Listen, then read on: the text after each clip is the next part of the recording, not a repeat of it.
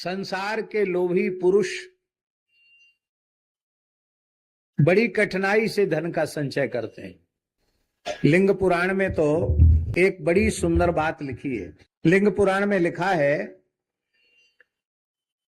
कि मनुष्य अपने प्राण को हथेली पर लेकर तब धन का अर्जन करता है। धनार्जन करने में अपने प्राण हथेली पर रखने पड़ते हैं। अब लोग हवाई जहाज से यात्राएं करते हैं व्यापार के निमित्त, तो प्राण हथेली पर लेके तो यात्रा ऊपर से कुछ हो जाए क्या ठिकाना। ट्रेन में चलो, बस में चलो, प्लेन में चलो, जहाज में चलो, पानी वाले जहाज में चलो, कमाने के लिए घर से निकला है तो अपने प्राण हथेली पर लेकर के निकला है। तो प्राण हथेली पर लेके तो यात्रा ऊपर से कुछ हो जाए क्या ठिकाना। ट्रेन में चलो, बस में चलो, प्लेन में चलो, जहाज में चलो, पानी वाले जहाज में चलो, कमाने के लिए घर से निकला है तो अपने प्राण हथेली पर लेकर के निकला है। इसलिए लिंग पुराण में लिखा है कि यति माने सन्यासी, कथनचित उससे कोई पाप बन जाए तो उसका प्रायश्चित है, किंतु सन्यासी यदि चोरी कर ले तो उसका प्रायश्चित नहीं। ऐसा लिंग पुराण में लिखा है। क्यों? बोले मनुष्य अपने प्राण हथेली पर लेकर धन का अर्जन करता है तो जितने लोगों का धन हरण किया है उतने लोगों के प्राण हरण का पाप उसे लगता है। उतने लोगों के प्राण उसने ले लिए, इसलिए चोरी का प्रायश्चित नहीं है। देखो अभी हम आपको बता ही देते, श्लोक बता देते हैं। बड़ी सुंदर बात लिखी है।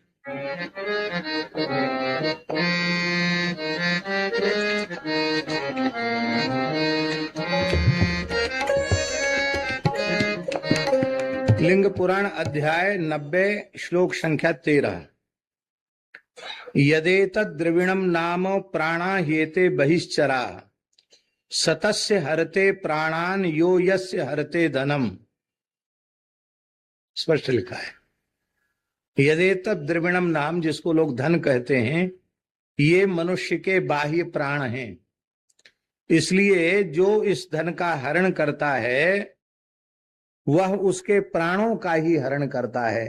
तो जितने लोगों का धन हरण करेगा उतने लोगों के प्राण हरण का पाप उसको लगेगा।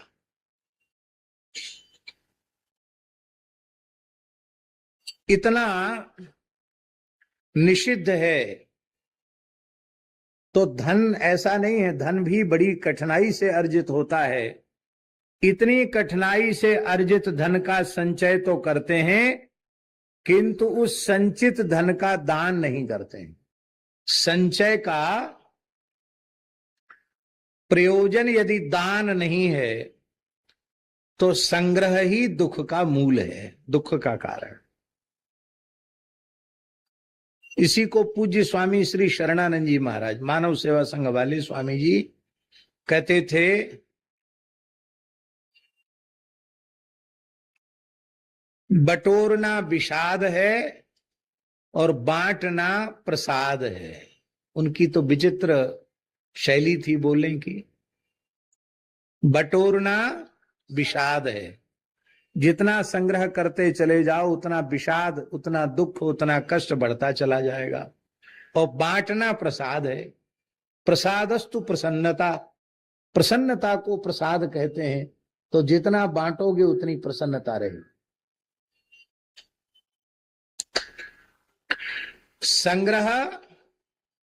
संग्रह के लिए नहीं होना चाहिए, संग्रह त्याग के लिए होना चाहिए, संग्रह दान के लिए होना चाहिए।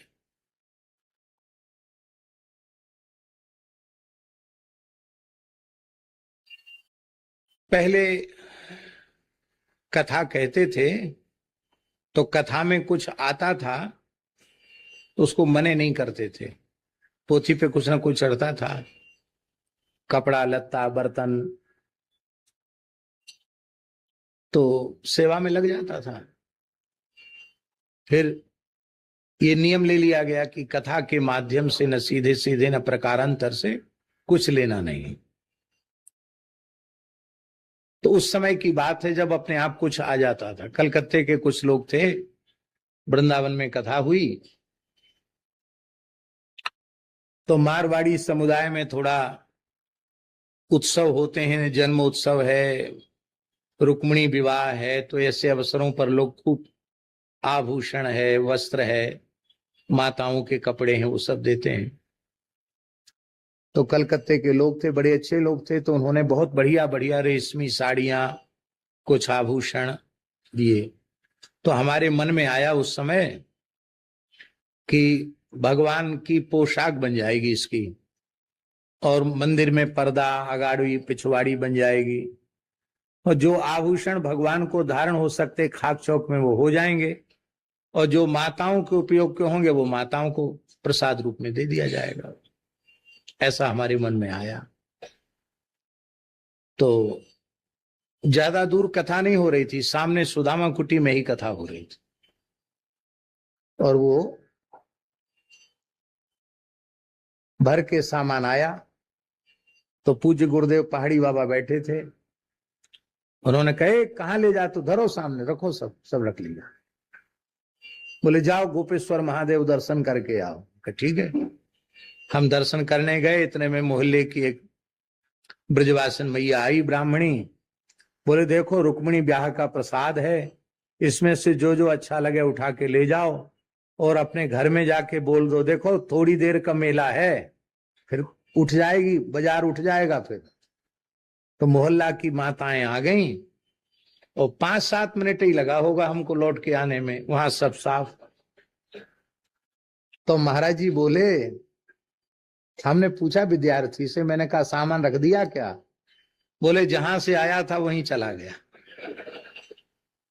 गृहस्थियों से आया था और गृहस्थियों के पास चला गया। हमने कहा महाराज जी हमारे मन में आ गया था कि इसकी पोशाक बन, अरे हमारे राम जी के यहाँ दरबार में कोई कमी है क्या जो माताओं के कपड़ों से हम पोशाक बनवाएंगे? नहीं नहीं नहीं, बढ़िया अच्छे से अच्छे कपड़ा खरीदो, पोशाक बनाओ। भगवान के दरबार में कोई कमी है क्या? देखो संग्रह दुख का कारण है। तुम्हारा भार भी हमने उतार दिया और अपना भार भी उतार दिया। महाराज जी बोले दोनों का भार उतार दिया, और जिसने दिया था उसका भार भी उतार दिया। कुछ बर्तन इकट्ठे हो गए, स्टील के होते ना, थाली, कटोरा, लोटा, गिलास। अब महाराज बहुत से लोग ऐसे होते जो बेच लेते हैं, ये तो बहुत बड़ा पाप है, दान की वस्तु बेचनी नहीं चाहिए। प्रायः यज्ञ कर्मकांड गृहस्थ धर्म का पालन करने वाले जो पूजा पत्री वाले लोग हैं या अथवा कथा व्यास हैं, वो ज्यादा से ज्यादा सामान बेच ही लेते हैं, ऐसा प्राय होता है, उसको लोग बुरा नहीं मानते। लेकिन वस्तुतः दान की वस्तु बेचने के लिए नहीं मिली।